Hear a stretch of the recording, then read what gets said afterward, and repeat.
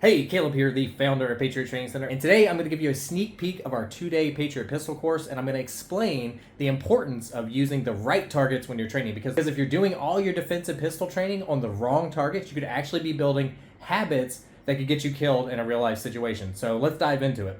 Okay, like I said, today I want to give you a sneak peek into our 2-day Patriot Pistol course and what we train students on, and I'm going to dive into our manual here, which is actually a printed manual that we give every single student. This thing is about 100 pages. This thing is chock full of information that all the students get to take home with them so they can review it after the course. But first, let's take a look at targets. Okay, as you can see here, I pulled up a very popular target that you've probably seen many times before. It's used in police training for many, many years, and this is a horrible target to train on because of some important things that I'm about to explain to you right now. So target selection when you are training for defensive shooting is extremely important, and here is why. First of all, what we have to understand is if we're going to defend ourselves with our handguns is that handguns are weak. Really, it doesn't matter what any type of caliber that you're using, 9mm, 40, 45, they are all weak and they're just not good at stopping threats. This is why anatomy is so important when it comes to defending yourself with a handgun and why targets are so important when defending yourself with a handgun.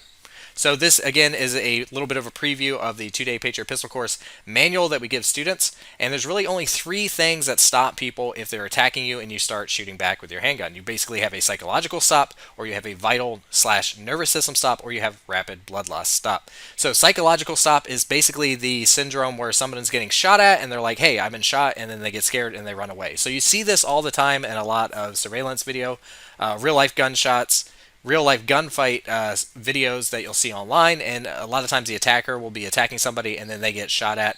The defender starts shooting back and they realize, hey, I didn't want to get in a gunfight, I was just trying to rob this person, so they run away. So that would be a great way for the fight to end, but the key here is you cannot count on somebody being basically a wuss and giving up the fight. So the other 2 ways that someone gets stopped is a nervous system stop, and that would be anything to the brain or the brain stem, which is basically like the computer for the entire body. So if you can hit that, including the spine, then basically you shut off the human computer and the fight is over.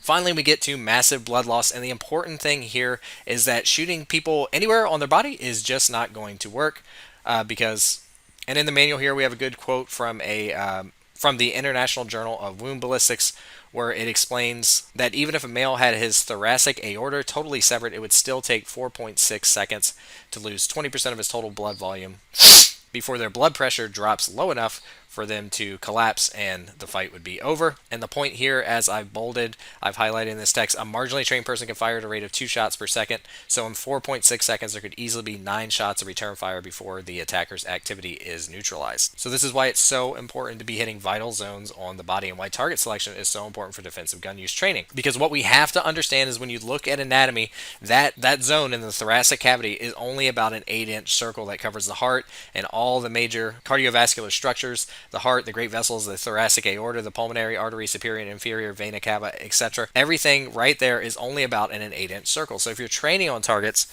that either have this target zone in the wrong place, like the B-27 target that we mentioned earlier, makes these targets so horrible is that the target zone is too low in the body. You're basically training yourself to shoot for like the gut area, which is not what you want. You want these high center thoracic cavity hits and as close to the center line as possible so that we're following the spine all the way down. So what this roughly is equivalent to is basically like a 3x5 index card size area in the face of the attacker to represent the nervous system, and a roughly 7 inches wide by 9 inches tall area in the center of the upper chest representing the heart area, or basically an 8-inch circle that covers roughly the same area. So while it's fine to go ahead and practice your basic marksmanship skills with any type of target, so basically bullseye targets or even the 3x5 index cards that I just mentioned, those are great ways to practice just being able to hit a target that you're shooting at. Eventually you should move on to targets that have more realistic aiming zones. So that's why at Patriot Training Center we actually designed our own targets. So I'll show you that now. This is one of the targets that we designed at Patriot Training Center. I'm showing you the anatomy target first because we were just talking about anatomy. So one of the first things we need to do is we've got to have kind of like a realistic size target. So this is your basic 23 inches by 35 inch target that goes onto a target backer, but we have a male torso, kind of an outline of a standard sized male when the targets are put up on the target stand. This is because while it's good to practice marksmanship fundamentals on any type of target, basically we need to get kind of used to shooting at a humanoid type target. The other thing that you'll see is that there's facial features. So again, we're getting used to shooting at an actual person instead of just marksmanship targets, and that there's a gun pointing in our face here. With this particular target, we also have the anatomy kind of lightly highlighted just to get you in that mode of thinking before you engage the target zones. Now, one thing that you'll notice is that the target zones here are in a slightly darker gray color, but they're not bold and in relief in the high thoracic cavity here, and then on the face here. These are just a slightly different gray color than the rest of the target. The reason why this is important is because, of course, people don't walk around with clothes with targets on them, scoring zones, or anything like that. So we kind of got to get used to looking at a spot on someone's anatomy and putting the bullet where we want it to go. Now, let's talk about the actual size of these target zones and why they're designed that way. So again, when we talk about targeting the face, we're not just looking for any shots on the head, because there is a big natural helmet called our skull that protects most of the brain. So really the best place that we're aiming for here is roughly this 3 by 5 inch area on the head. So actually when we designed these targets, it ended up being about a 4-inch circle that we modified so that we get this triangle here, where the soft areas of both the eyes and the nose are places where a handgun bullet can actually penetrate. So that's the target zone for the head. Again, this is a computer, this is the nervous system, this is the most reliable way to stop an attacker. Then if we follow the spinal cord down the body here, we get to the high thoracic area where our next target zone is. Now, you can actually see that this target zone in the high thoracic area, there's a couple things going on. First, we have an 8-inch circle here representing all the vital organs in the thoracic area that we were talking about. But then we've also overlaid a USPSA standard A zone size, 11 inches tall by 5.9 inches wide, basically 11 by 6 inch, but a little bit higher up in the thoracic cavity. And then kind of melding those two target zones together in the very center of where the A zone and the 8-inch circle meet, we have a basically 5.5 by 5.5 inch centered square, where if we're really being accurate and we're trying to place every single shot, we would want to go right there in that square. Now, some trainers call this like the spine box, but basically this represents the most ideal area to be putting your bullets. Now, anything in that 8-inch circle is going to be effective.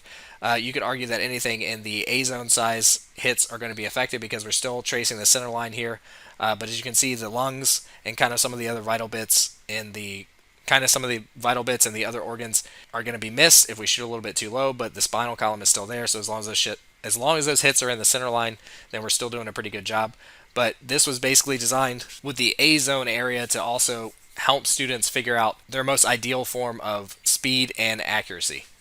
Now, another very important part of this target that many people just kind of look at it and they don't really notice is the belt line here. We've got a very clear belt line here, and this is important for a few reasons. Whenever we're doing a low ready position and we are not made the decision to shoot yet, and we're not shooting the target, but we just have the gun at a low ready, we need that gun to be low enough and not pointed at the person because we haven't decided to shoot yet, but we need to be able to see their belt line, and we do want to be able to see their hands as well, because criminals, just like us, they carry their guns and their other weapons in their belt line, and they have to get their hands on those guns in order to hurt us. Obviously, in this particular target, the gun is already pointed at you, but the fact remains that we need to be able to see the belt line of attackers. Finally, we have two roughly 3 by 5 inch elliptical circles representing the pelvic girdle here, about where the front pockets of someone's jeans were if this guy was wearing blue jeans. And again, this is in a very light gray color.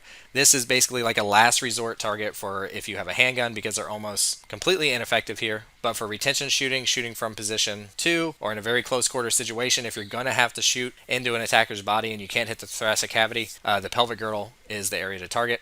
And we use the same target for our rifle classes, and you will definitely get an effect with a rifle if you're shooting to the pelvic girdle. Now, that was just an example of all the different anatomy features, but we use the same target zones on any of our targets that we use, and these were the two ones that we designed first here at Patriot Training Center because of those reasons. So this is more of our qualification target that we use when we're running shooting drills for score, but you can still see that those target zones are in those areas. So that's why we designed the Patriot Training Center targets the way that we did. That's the reason that they look this way, and that's why it's so important to be using the correct targets when you're practicing for defensive shooting. So there you go. Now that you know how to use the right targets for your training, the next thing that you need to do is train. And the best way to train and the best way to increase your skills is with dry fire. And then you go to the range and use live fire to confirm those skills. That's why we have a free 30-day dry fire program. It only takes 10 minutes a day. So just go down to the description below, click the link, and you get that free dry fire program. And we'll see you in the next video.